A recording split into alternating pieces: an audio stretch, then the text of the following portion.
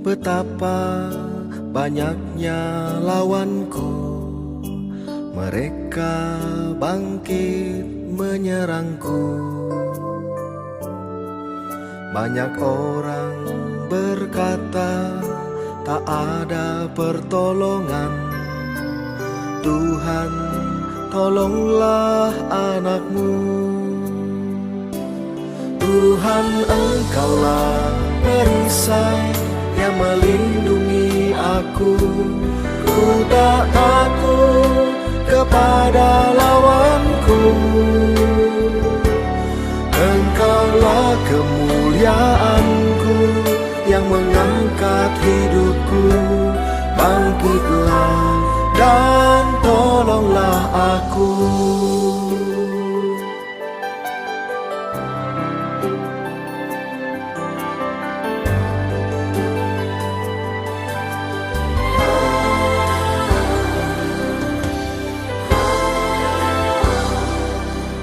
Ya Tuhan, betapa banyaknya lawanku, mereka bangkit menyerangku.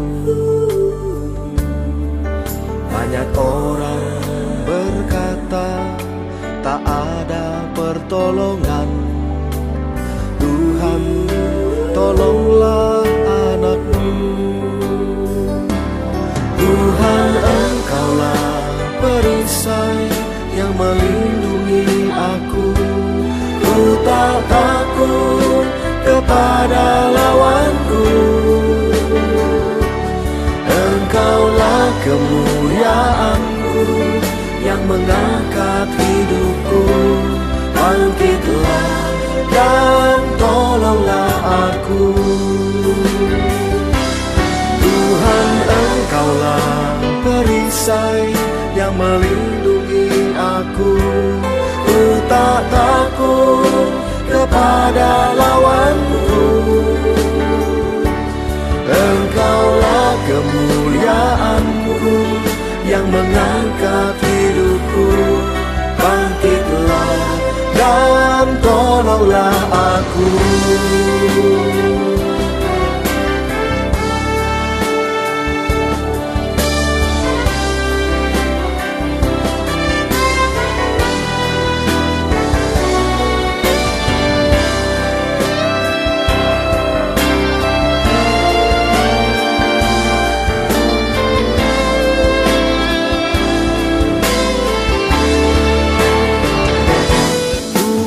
Engkaulah perisai yang melindungi aku.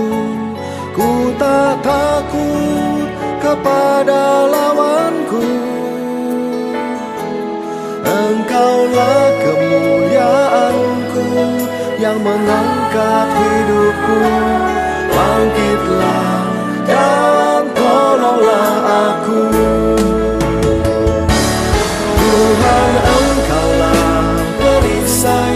yang melindungi aku.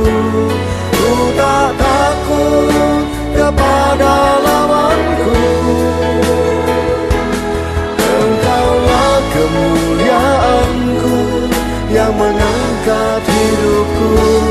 Bangkitlah dan tolonglah aku. Bangkitlah dan tolonglah aku. Bangkitlah dan tolonglah aku.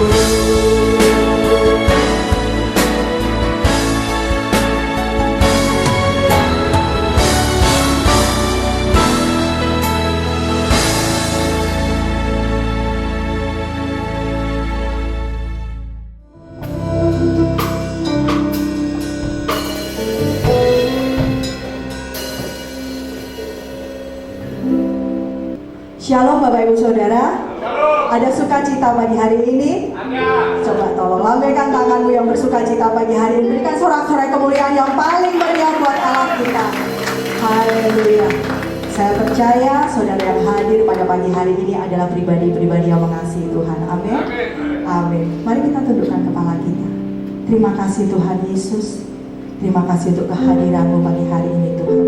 Kami yakin dan percaya Tuhan, kami yang membutuhkan Engkau akan memberikan kepuasan. Setiap kami yang berbeban berat, Engkau akan memberikan kelegaan.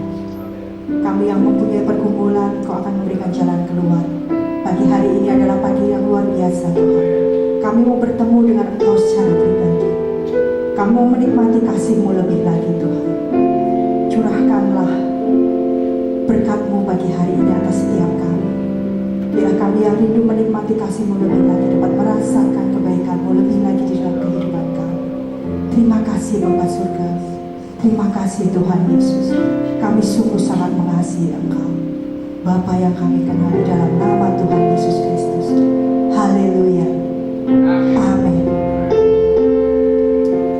Mari kita persiapkan hati kita. Kita akan memberikan pujian dan penyembahan kita yang terbaik buat Raja di atas segala Raja yang kita kenal, di dalam nama Tuhan Yesus Kristus. Syakana malaya syarama.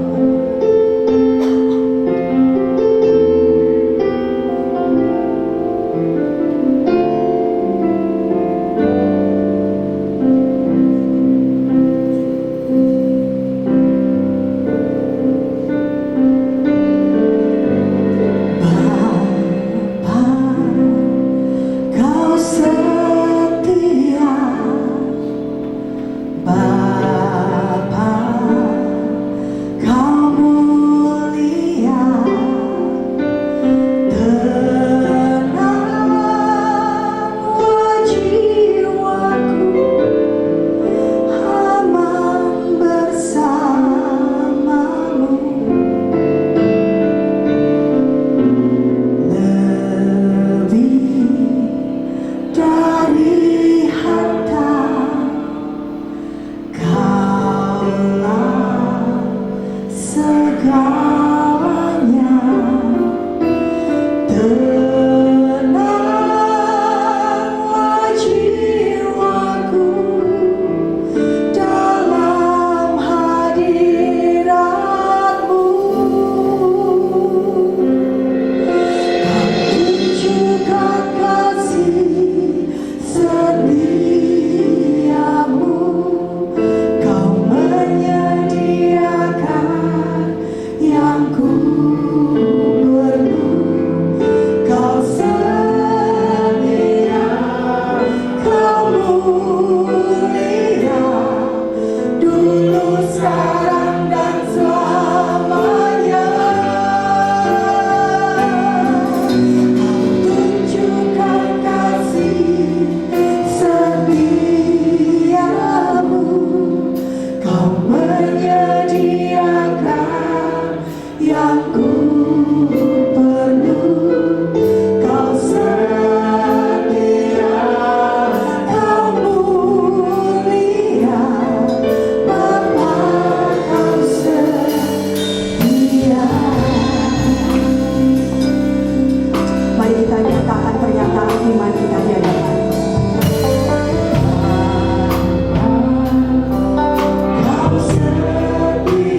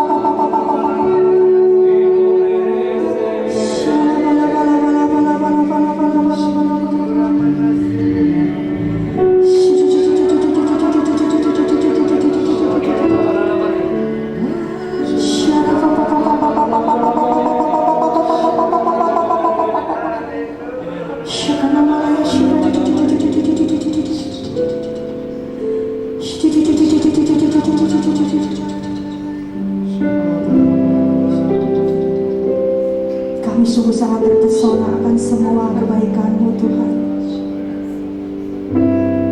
Semua yang sudah Engkau lakukan di dalam kehidupan kami Tuhan. Terima kasih Yesus. Terima kasih Yesus.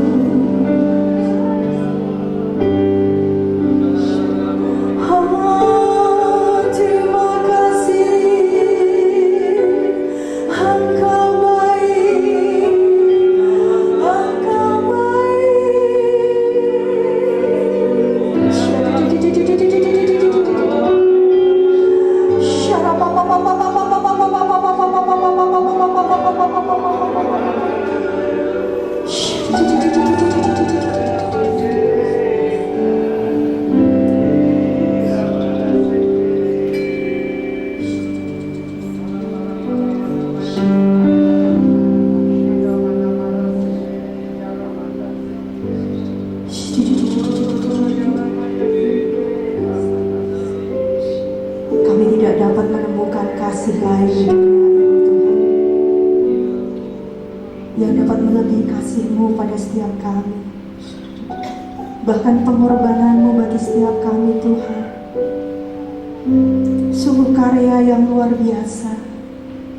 Kami sungguh mengucap syukur kalau Engkau memilih setiap kami dari sekian banyak orang Tuhan untuk menjadi anak-anak-Mu, untuk menjadi biji mata-Mu. Terima kasih Tuhan Yesus.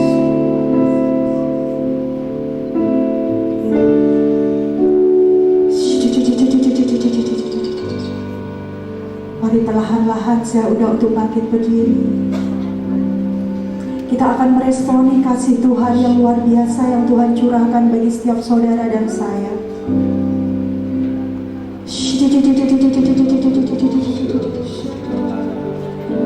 Mari angkat suaramu, angkat pujianmu, angkat penyembahanmu yang terbaik pada pagi hari ini.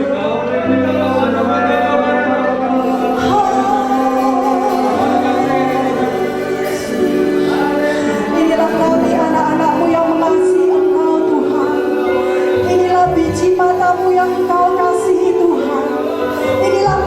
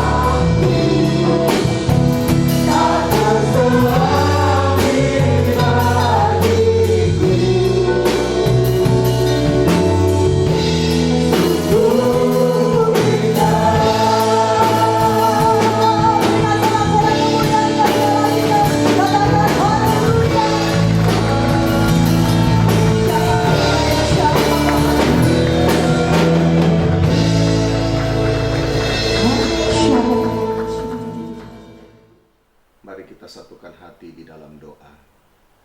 Bapa yang baik, Bapa yang kami sembah dalam Kristus Yesus, kami mengucap syukur kepadamu kalau di hari Jumat Agung ini kami boleh bersama-sama beribadah. Kami boleh sama-sama mengingat kembali, merenungkan akan kasih Tuhan yang luar biasa melalui pengorbanan Tuhan Yesus Kristus di kayu salib yang membawa perubahan dalam hidup setiap kami yang percaya kepadanya. Ya Tuhan, biarlah siang hari ini juga Engkau berbicara kepada kami semua melalui kebenaran firman-Mu. Urapilah hamba-Mu, urapi kami semua yang mendengarkan akan firman Tuhan ini, agar kami sama-sama diberkati oleh firman-Mu, dan hidup kami tidak akan pernah sama lagi. Hidup kami menjadi pelaku-pelaku firman, dan hidup kami penuh dengan kemuliaan Tuhan. Urapi kami semua Tuhan, dalam nama Tuhan Yesus Kristus kami berdoa dan mengucap syukur. Haleluya, amin.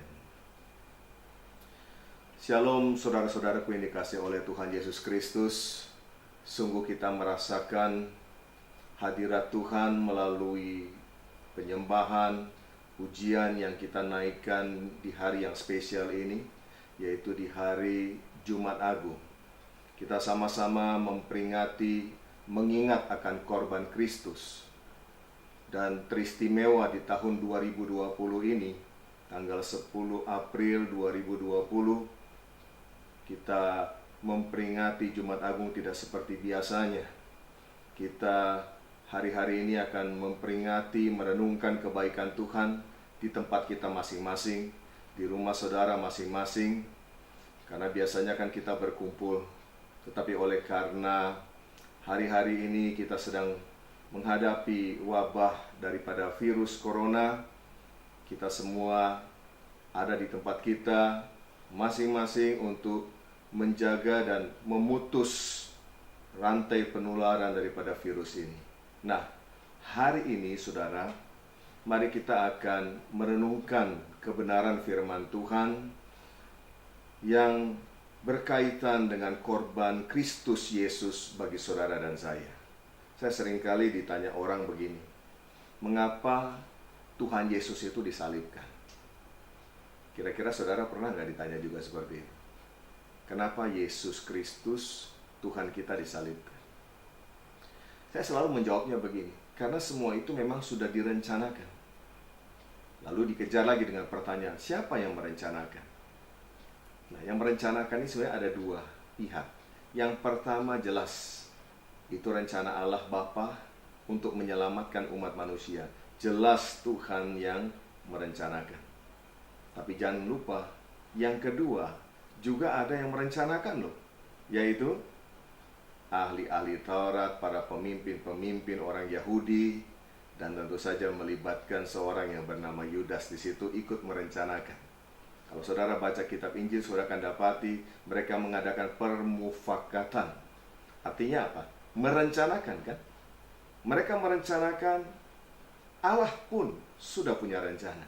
Kenapa ini penting harus dijelaskan? Kenapa harus dijelaskan bahwa manusia ini juga punya rencana untuk mengorbankan Kristus Yesus? Agar kita sama-sama paham bahwa orang-orang ini bukan sekedar wayang-wayang yang ada di tangannya Bapa di sorga, yang dikendalikan untuk menggenapi rencananya Tuhan. Tidak. Manusia-manusia ini kan punya kehendak bebas yang sama juga. Mereka punya kehendak bebas, sama seperti saudara dan saya. Dan mereka dengan kehendak bebasnya memang merencanakan hal itu. Nah, kehendaknya manusia, rencananya manusia-manusia ini dengan rencananya Tuhan, semuanya kemudian tunduk di dalam satu yang namanya kedaulatan Allah, kedaulatan Tuhan. Lihat saudara, dua rencana terhisap dalam yang namanya kedaulatan Tuhan, menghasilkan sebuah karya Tuhan yang luar biasa buat saudara dan saya.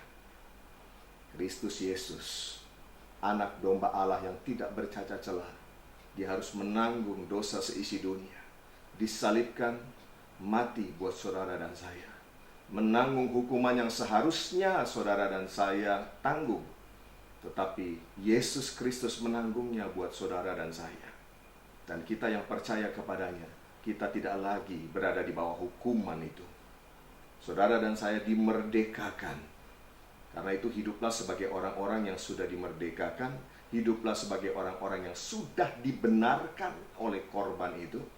Orang yang sadar bahwa dia sudah dibenarkan oleh korban Kristus, maka seharusnya memiliki standar hidup juga, standar hidup orang benar. Tidak lagi hidup sembarangan. Nah, kekasih-kekasih Kristus, di hari yang khusus ini, saya rindu kita membaca kebenaran firman Tuhan mengenai peristiwa yang terjadi di dalam penyaliban Tuhan Yesus. Kita buka di dalam kitab Lukas pasal 23, ayat yang ke-33, ayat yang ke-35 sampai dengan ayat yang ke-43. Lukas 23, ayat yang ke-35 sampai dengan ayat yang ke-43. Saya akan bacakan bagi saudara-saudaraku sekalian. Orang banyak berdiri di situ dan melihat semuanya. Pemimpin-pemimpin mengejek dia. Katanya, orang lain ia selamatkan. Biarlah sekarang ia menyelamatkan dirinya sendiri. Jika ia adalah Mesias, orang yang dipilih Allah. Juga prajurit-prajurit mengolok-olokkan dia. Mereka mengunjukkan anggur asam kepadanya dan berkata, jika engkau adalah raja orang Yahudi, selamatkanlah dirimu. Ada juga tulisan di atas kepalanya, inilah raja orang Yahudi. Seorang dari penjahat yang digantungkan itu menghujat dia. Katanya, bukankah engkau adalah Kristus? Selamatkanlah dirimu dan kami. Tetapi yang seorang menegur dia, katanya, tidakkah engkau takut juga tidak kepada Allah, sedang engkau menerima hukuman yang sama? Kita memang selayaknya dihukum, sebab kita menerima balasan yang setimpal dengan perbuatan kita. Tetapi orang ini tidak berbuat sesuatu yang salah. Lalu ia berkata, Yesus, ingatlah akan aku apabila engkau datang sebagai raja. Kata Yesus kepadanya, aku berkata kepadamu, sesungguhnya hari ini juga engkau akan ada bersama-sama dengan aku di dalam Firdaus. Demikianlah pembacaan firman Tuhan. Yang berbahagia adalah mereka yang menyimpannya di dalam hati, merenungkannya siang dan malam, serta melakukannya. Saudaraku yang dikasih oleh Tuhan, judul khotbah saya pada pagi hari ini adalah menghormati korban Kristus. Peristiwa yang kita baca adalah peristiwa yang terjadi di Bukit Golgota pada waktu penyaliban Tuhan Yesus, di mana Tuhan Yesus disalibkan bersama dengan dua orang penjahat. Lalu di situ ada para pemimpin-pemimpin agama Yahudi, ada prajurit-prajurit, dan ketika kita baca tadi kita tahu ada begitu banyak olok-olok, ada begitu banyak perkataan-perkataan yang disampaikan. Nah, hari ini kita akan sama-sama merenungkan akan hal ini, saudara. Bagaimana sebetulnya sikap kita sebagai orang percaya di hadapan korban Yesus Kristus. Yang pertama, saudara, sikap yang benar di hadapan korban Kristus, haruslah kita benar dalam perkataan kita. Katakan perkataan. Puji Tuhan. Ya, tadi ketika kita baca di sana banyak orang ya yang memandang kepada salib Yesus, mereka mulai mengolok-olok, mereka mulai mencemooh, mereka mulai menghujat akan Tuhan Yesus.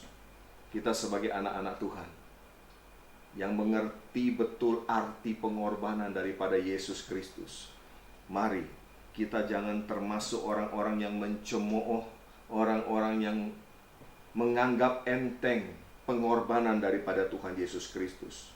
Ya.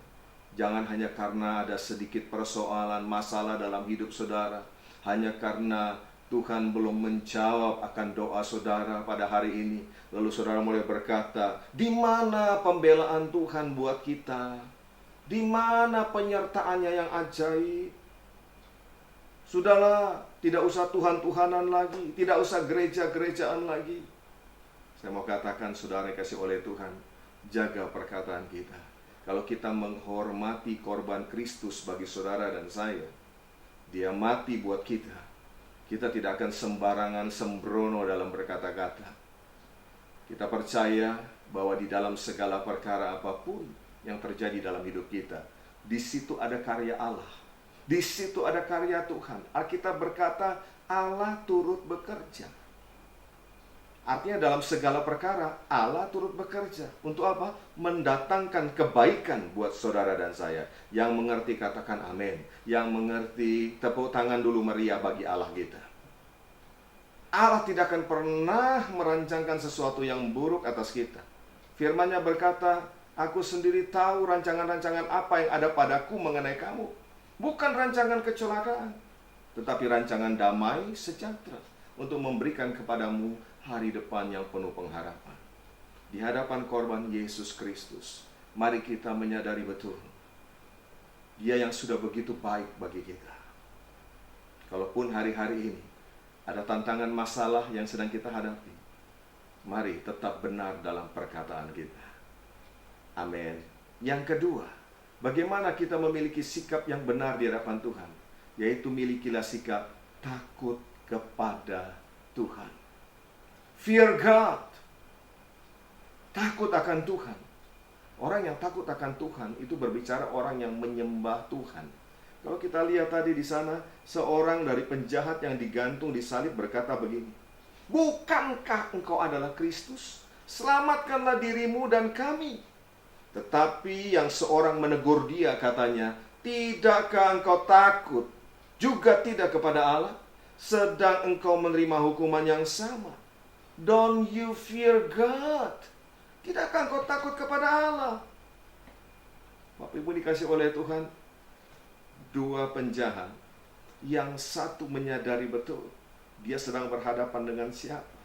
Dia sedang berhadapan dengan Kristus Yesus, Tuhan dan Juru Selamat.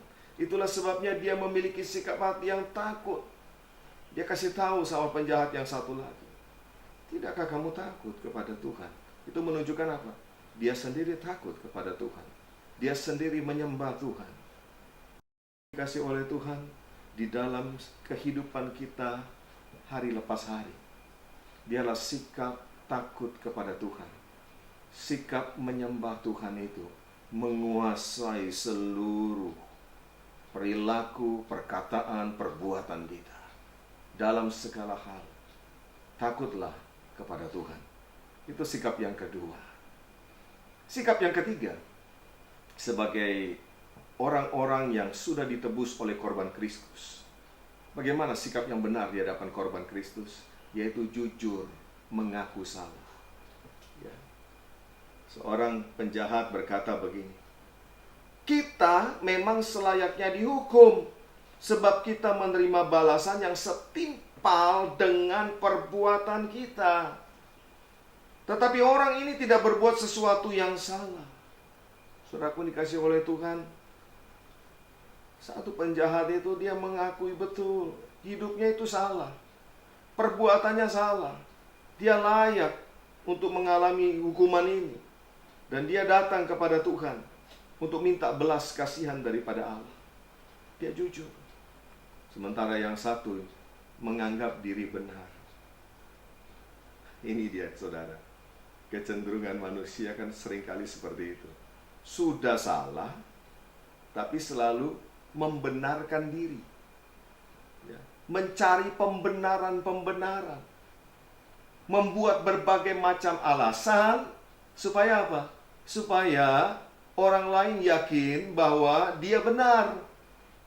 Sudah dikasih oleh Tuhan, saya mau beritahu, pembenaran-pembenaran itu tidak benar. Sebab kalau sudah benar, tidak perlu pembenaran, kan? Mari kita menjadi orang-orang Kristen, orang percaya yang hidup bukan karena pembenaran-pembenaran diri, tapi memang sungguh-sungguh kita hidup benar. Dan mari kalau kita berbuat salah, berani jujur, akui di hadapan Tuhan. Datang kepada Tuhan dengan sungguh-sungguh. Ya, saya pelajari begini saudara. Dosa itu kan ada Dua, ya. Dosa yang mendatangkan maut dan dosa yang tidak mendatangkan maut. Apa itu dosa yang tidak mendatangkan maut? Dosa yang sudah diakui di hadapan Tuhan, lalu dia bertobat, dia minta ampun, maka tidak lagi mendatangkan maut, bukan? Tapi sebaliknya, dosa yang mendatangkan maut adalah dosa yang terus menerus disembunyikan, bahkan terus dilakukan, tidak pernah diakui, tidak pernah minta ampun sama Tuhan. Maka dosa itu akan mendatangkan maut dalam kehidupan orang itu. Mari kita lihat kembali. Penjahat yang satu tidak mengakui kalau dia itu salah. Dia bahkan kalau orang sekarang bilang, ngegas kepada Tuhan. Tahu ngegas ya? Oh iya, sudah salah tapi ngegas terus dia. Ya, engkau kan Kristus, selamatkan dirimu dong, dan selamatkan kami. Dia ngegas, udah salah ngegas. Ya. Tapi kan kecenderungan daging memang seperti itu. Kecenderungan manusia akhir zaman kan seperti itu. Ya. Yang salah justru biasanya yang ngotot. Tapi lihat penjahat yang satu, ya, dua-dua nggak ada namanya sih saudara, ya. Tapi penjahat yang satu ini dengan kerendahan hati, dia mengakui memang dia salah. Dia salah dan dia butuh yang namanya pengampunan dari Tuhan. Berapa banyak di antara saudara juga menyadari bahwa kita semua ini butuh pengampunan dari Tuhan sebetulnya. Berapa banyak membutuhkan pengampunan dari Tuhan? Berani jujur, berani terbuka, berani datang pada Tuhan, akui dan minta ampun sama Tuhan. Di hari Jumat Agung ini, kita berhadapan dengan salib Kristus, salib Tuhan. Ayo, datang sama Tuhan. Kalau ada yang salah, minta pengampunan. Jangan ngotot, jangan membenarkan diri sendiri, jangan ngegas sama Tuhan. Amin. Itu yang ketiga. Sikap yang keempat, bagaimana sikap yang benar di hadapan korban Kristus adalah begini: siap menerima keadilannya Tuhan. Saudara percaya Tuhan kita adil dalam perbuatan-perbuatannya? Dia adil, yes. Dia Allah yang maha adil, ya. Yang satu menuntut Yesus untuk membebaskan, untuk menyelamatkan dia. Dia tuntut, ya, supaya mereka dibebaskan dari hukuman. Tapi yang satu lagi, dia datang mengakui dan dia siap menerima hukuman yang setimpal dengan perbuatannya. Tapi mau dikasih oleh Tuhan, hal ini menunjukkan bahwa dia memiliki kerendahan hati yang sungguh Tuhan aku siap. Dan saya percaya Bapa di surga, Allah yang maha baik, Allah yang maha pengampun, ketika kita datang sungguh-sungguh, dia tidak akan membuat kita hancur berantakan, tidak akan. Dia tidak akan menghukum kita sampai membuat kita binasa, tidak. Ya, kasih karunia-Nya sangat besar atas saudara dan saya. Jangan pernah lupakan itu. Itu yang keempat. Ya, yang pertama benar dalam perkataan, yang kedua takut kepada Tuhan, yang ketiga jujur mengaku salah, yang keempat siap untuk menerima keadilannya Tuhan, dan yang kelima mengenal pribadi Yesus. Sikap yang benar di hadapan korban Kristus adalah mengenal akan pribadi Yesus. Penjahat yang satu mencemooh Yesus, tetapi yang satunya lagi mengenal Yesus sebagai Mesias dan Juru Selamat. Itulah sebabnya dia berkata, orang ini tidak berbuat sesuatu yang salah. Dan memang betul, Yesus tidak pernah berbuat salah. Kalau saudara lihat, sepanjang kehidupan dan pelayanan Yesus, tidak ada satupun yang melanggar daripada firman Allah. Tidak ada yang melanggar peraturan-peraturan yang ada, tidak ada. Kepada pemerintah pun Yesus mengajarkan murid-muridnya untuk tunduk kepada pemerintah. Ini satu sikap yang juga harus diteladani oleh orang Kristen hari-hari ini. Tunduklah kepada pemerintah, sebab pemerintah itu juga berasal dari Allah, berasal dari Tuhan. Ya, kekristenan tidak pernah mengajarkan kepada umat Tuhan untuk memberontak terhadap pemerintah, tidak. Tapi untuk mendukung pemerintah, untuk berdoa bagi bangsa dan negara. Saya percaya negara yang didoakan terus-menerus negara ini ada dalam kontrolnya Tuhan. Negara yang didoakan terus-menerus oleh umat Tuhan. Tuhan yang akan ambil alih, kontrol semuanya, supaya semua rencana Allah digenapi dalam nasib bangsa tersebut. Saudara yang kasih oleh Tuhan, penjahat yang satu berbicara seenaknya saja, tanpa rasa takut, tanpa mengakui kesalahannya. Bahkan dia tidak siap untuk menerima hukuman yang setimpal karena perbuatannya. Tapi lihat, yang satu lagi, sebaliknya, dia benar dalam perkataannya. Dia takut akan Tuhan. Dia jujur mengakui kesalahannya. Dia berani menerima keadilan Tuhan. Kenapa demikian? Karena dia sesungguhnya mengenal pribadi Yesus. Saya percaya, meskipun dia statusnya masih penjahat ya, karena dia dihukum, tapi di dalam penjara sebelum dia disalibkan, saya yakin dia sudah mendengar tentang Yesus. Dan ketika dia mendengar tentang Yesus, dia tahu Yesus adalah Mesias dan Juru Selamat. Saudaraku dikasih oleh Kristus, dia mengenal pribadi Yesus, pribadi yang luar biasa. Dia tidak pernah, Yesus itu melanggar sesuatu apapun, tidak pernah. Dia tidak pernah melanggar firman Bapanya sendiri. Ya, dia tidak pernah melanggar firman Allah. Bahkan Yesus berkata, apapun yang aku kerjakan, semua aku terima dari Bapa. Aku tidak melakukan apa yang kukehendaki, aku melakukan apa yang Bapa kehendaki. Dan saya mau bilang, rahasia keberhasilan dalam hidup yaitu melakukan seluruh kehendak Allah.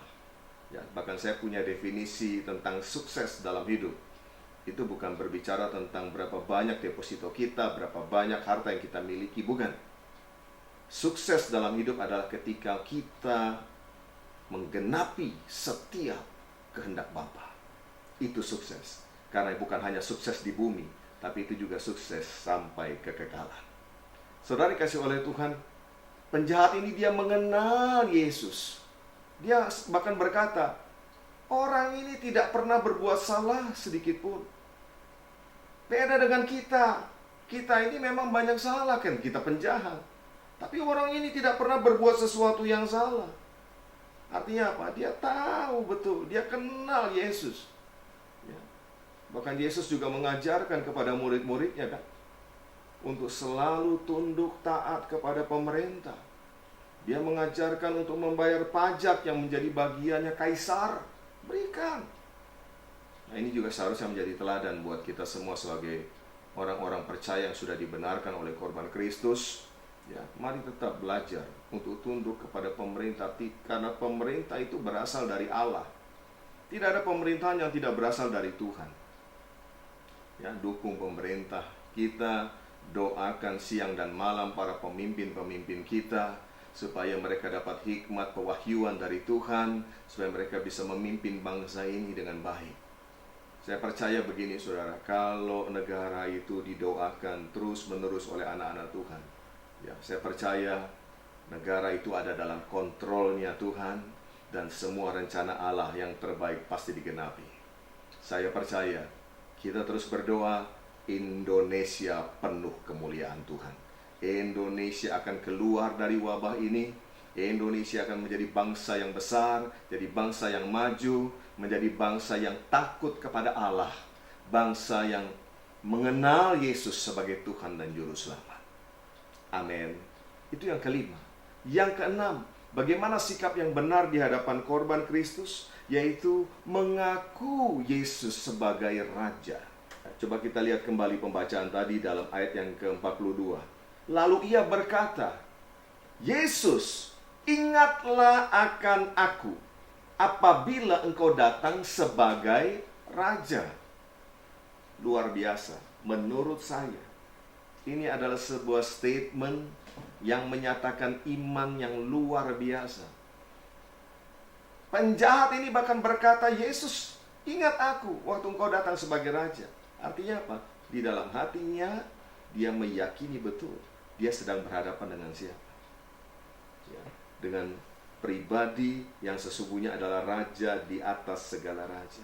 Ini pengakuan yang luar biasa, saudara. Nah, bagaimana dengan kita? Bagaimana dengan saudara dan saya? Apakah Yesus menjadi Raja dalam hidup kita?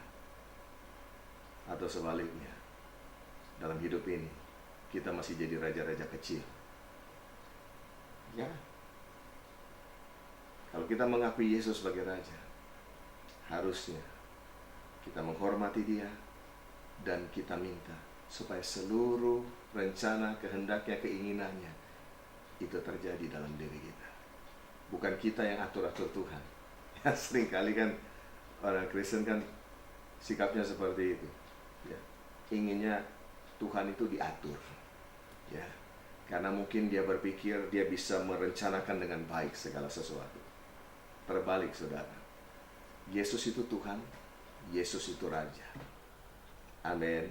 Raja artinya apa? Yang memiliki, dia yang berdaulat. Amin.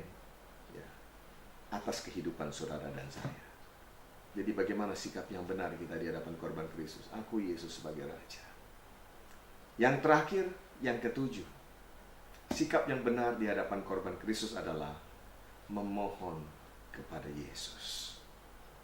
Ya, itu sikap yang seharusnya ada pada setiap kita. Kedua penjahat itu sama-sama sebetulnya butuh keselamatan, kan? Ya, sebetulnya kalau mau diakui dua-duanya butuh pertolongan. Tapi coba lihat. Yang satu dengan seenaknya sendiri, tadi saya bilang, ngegas sama Tuhan. Udah salah tapi ngegas terus. Ya. Bahkan dia menghujat Allah. Sementara yang satu punya sikap hati, dia memohon kepada Tuhan. Dia berkata, Yesus, ingatlah kepada aku apabila engkau datang sebagai Raja. Itu adalah sebuah permohonan. Dan luar biasanya ini, saudara, kepada orang yang seperti ini, kepada orang yang memohon kepadanya, Yesus langsung merespon. Sebelumnya ia diam saja. Coba lihat, ketika penjahat berdua itu ya chatting, ya ngobrol, berdiskusi tentang Yesus, Yesus diam saja. Yesus tidak kemudian ikut-ikutan nimbrung dalam pembicaraan, tidak. Tapi ketika ada seorang yang datang memohon, Yesus, ingatlah akan aku. Yesus jawab, sesungguhnya hari ini juga, kata Tuhan, engkau bersama-sama dengan aku di Firdaus. Setiap hati yang memohon dengan sungguh kepada Tuhan, Tuhan tidak pernah mengabaikan. Ya, kalau dipikir secara pikiran manusia, saudara, di kayu salib, Yesus dengan penderitaannya yang sangat amat menyakitkan itu. Ya, sebetulnya kalau kita yang di posisi Tuhan Yesus ya waktu itu ya, mungkin udah gak sempat mikirin orang lain, saudara. Udah gak sempat ya mikirin ada penjahat mohon-mohon ini, udah gak sempat. Kenapa? Gua aja lagi susah, saya aja lagi menderita kok. Tapi lihat betapa besar kasih Tuhan ketika ada seorang yang datang memohon kepada Tuhan. Di tengah penderitaannya pun Yesus meresponi dan berkata, hari ini juga, bukan nanti, bukan besok, bukan kapan-kapan ya.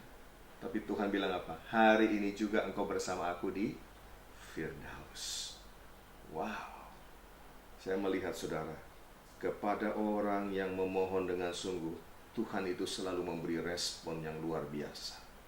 Tapi sebaliknya, kepada orang yang ngegas tadi, orang yang mengolok-olok, orang yang menghujat, para pencemooh, perhatikan ini baik-baik. Tuhan sedikit pun tidak akan menggubris. Tuhan sedikit pun tidak akan peduli. Orang mau katakan apapun kepada Tuhan, Tuhan sama sekali tidak akan memperdulikan itu. Tapi dia justru peduli kepada orang yang mau merendahkan hatinya, lalu datang kepada Tuhan, menghormati Tuhan. Saudara yang dikasih oleh Kristus, 7 sikap yang benar ini seharusnya menjadi sikap hidup kita sebagai anak-anak Tuhan, sebagai anak-anak Bapa, orang-orang yang sudah dibenarkan oleh karena korban Kristus. Biarlah melalui Jumat Agung tahun 2020 ini, meskipun kita tidak bisa bersama-sama, biasanya kan ada perjamuan kudus ya, Tapi kali ini saudara hanya menyaksikan melalui tayangan YouTube ini, saudara. Dan kita tidak bisa perjamuan kudus bersama-sama. Tapi mari kita sungguh-sungguh yakin dan percaya bahwa korban Kristus itu sudah menjadi bagian saudara dan saya. Nah, karena itu milikilah sikap yang benar di hadapan Tuhan. Benarlah dalam perkataan. Jangan lagi bersungut-sungut. Jangan lagi sedikit-sedikit ya kecewa sama Tuhan, ngomel sama Tuhan. Ya, percayalah, apapun yang Tuhan izinkan terjadi dalam hidup kita, semua itu dirancangkan untuk mendatangkan kebaikan. Meskipun mungkin saat ini kita terimanya sebagai sesuatu yang menyakitkan, menyedihkan, mendukakan. Tapi ingat ini, Bapa sangat baik. Dia tidak pernah merancangkan sesuatu yang buruk bagi anak-anaknya. Yang kedua, hiduplah takut kepada Tuhan. Fear God. Artinya apa? Hidup menyembah Tuhan. Orang yang takut kepada Tuhan itu hidupnya menyembah kepada Tuhan. Ya. Yang ketiga, jujur, berani mengaku salah. Kalau masih ada dosa, ada kesalahan, masih ada pelanggaran-pelanggaran yang selama ini belum kita akui di hadapan Tuhan, datang kepada Tuhan, akui, minta pengampunan daripada Tuhan. Yang keempat, siap untuk menerima keadilan Tuhan. Tuhan adil. Apa yang kita tabur, kita tuai. Tapi di balik itu semua, Tuhan memampukan kita. Tuhan menyertai kita. Amin. Yang kelima, mengenal secara pribadi, mengenal Yesus. Yang keenam, mengakui Yesus sebagai Raja. Dia pemegang otoritas atas hidup kita. Dialah pemilik tunggal atas hidup kita. Dialah penguasa tunggal atas hidup kita. Yesus adalah Raja kita. Dia adalah Tuhan kita. Dan yang terakhir, mari memohon kepada Tuhan. Ya, setiap hati yang memohon kepada Tuhan, yang meminta pertolongan Tuhan, Tuhan tidak pernah mengabaikan. Tangan Tuhan selalu terbuka. Saya percaya melalui peringatan Jumat Agung tahun ini, jika kita datang sungguh-sungguh kepada Tuhan, pemulihan dari Allah akan turun atas saudara. Pemulihan dari Allah akan turun atas keluarga-keluarga kita ketika kita datang dengan sungguh kepada Dia. Berapa banyak yang siang hari ini, ketika engkau mendengarkan siaran ini, kau mendengarkan khotbah ini, hatimu rindu untuk meresponi akan khotbah ini. Jangan abaikan. Kalau Roh Kudus berbicara di hati saudara, jangan keraskan hati. Ini waktunya. Ini waktunya. Inilah hari-hari kesempatan yang Tuhan berikan buat kita. Selagi masih ada napas hidup pada setiap kita, terbuka kesempatan yang besar untuk hidup sungguh bagi Tuhan. Hidup mengasihi Tuhan, hidup takut akan Tuhan. Mari angkat tanganmu kalau kau sungguh-sungguh rindu supaya korban Kristus itu benar-benar menjadi bagian hidupmu dan kau mengalami pemulihan dalam hidup ini tiap-tiap hari. Mari kita satukan hati di dalam doa. Bapa yang baik, kami sudah sama-sama merenungkan firman-Mu di hari yang khusus ini, yaitu Jumat Agung 2020. Tuhan, terima kasih buat karya Tuhan yang luar biasa melalui penebusan-Mu di kayu salib. Kami juga belajar melalui proses penyalipan Tuhan. Kami melihat tentang dua penjahat yang disalibkan bersama-sama dengan Tuhan. Menjadi dua pribadi dengan dua sikap yang berbeda.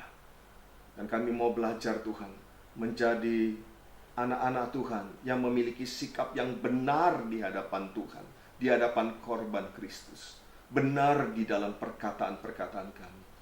Ampunilah setiap kami apabila seringkali keluar dari lidah bibir kami ucapan-ucapan yang tidak mempermuliakan nama Tuhan, yang bahkan seringkali mencemooh, bahkan berkata-kata yang tidak baik. Ampunilah kami dalam perkataan-perkataan kami Tuhan.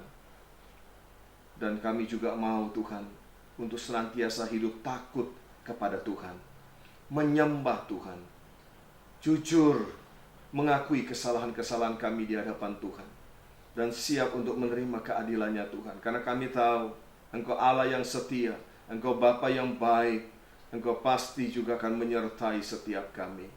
Kami mau menjadi pribadi-pribadi yang mengenal Yesus secara pribadi, mengakui Yesus sebagai Raja, sebagai penguasa tunggal dalam hidup kami, sebagai pemilik hidup kami. Dan kami datang memohon kepada Tuhan Yesus.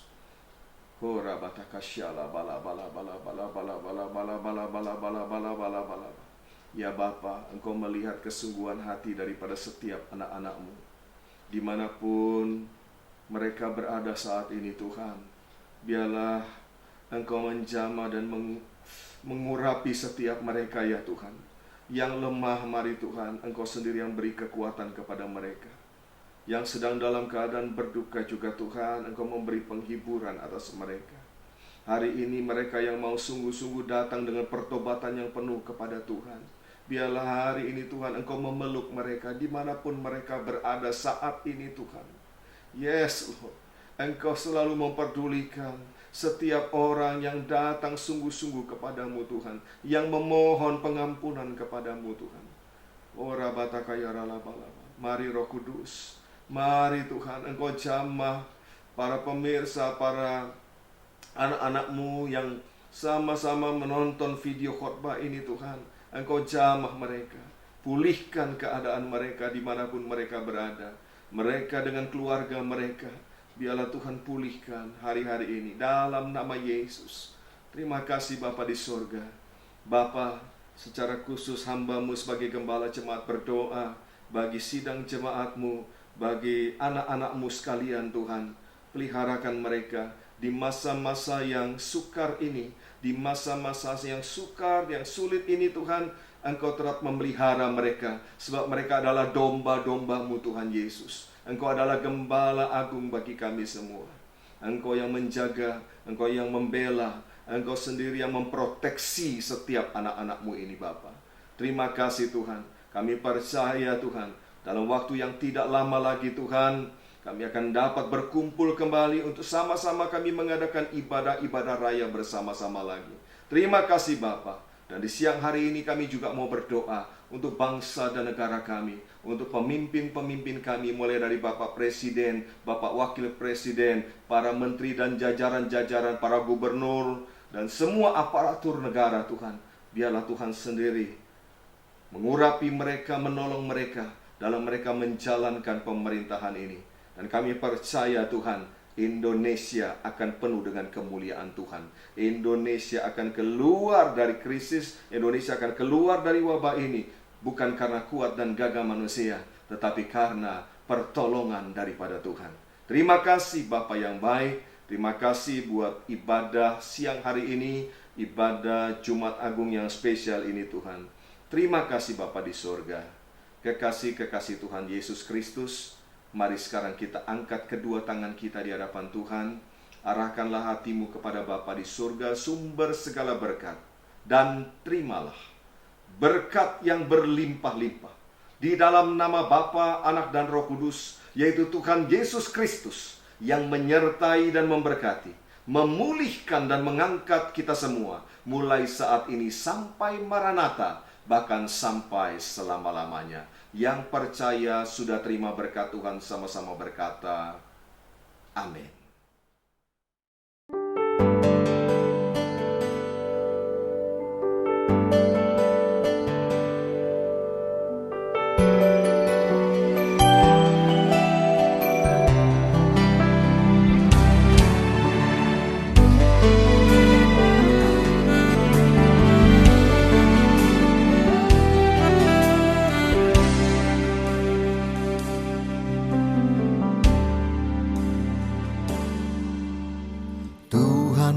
Engkaulah kekuatanku yang tak pernah tinggalkan aku menghadapi gelombang dalam kehidupan. Yesus, Kau selalu sertaku.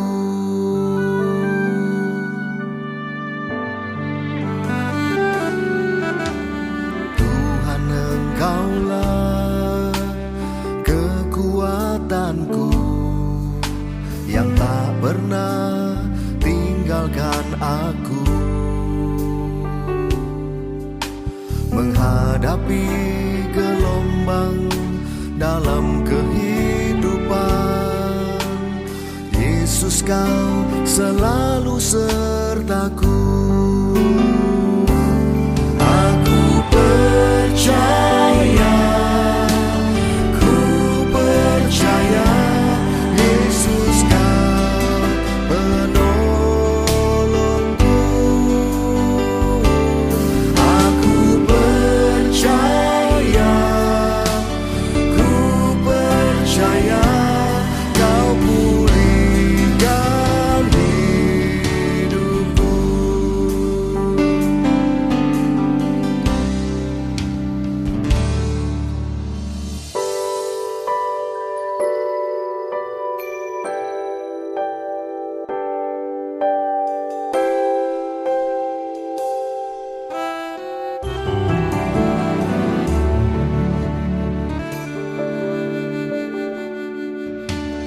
Tuhan, Engkaulah kekuatanku, yang tak pernah tinggalkan aku. Menghadapi gelombang dalam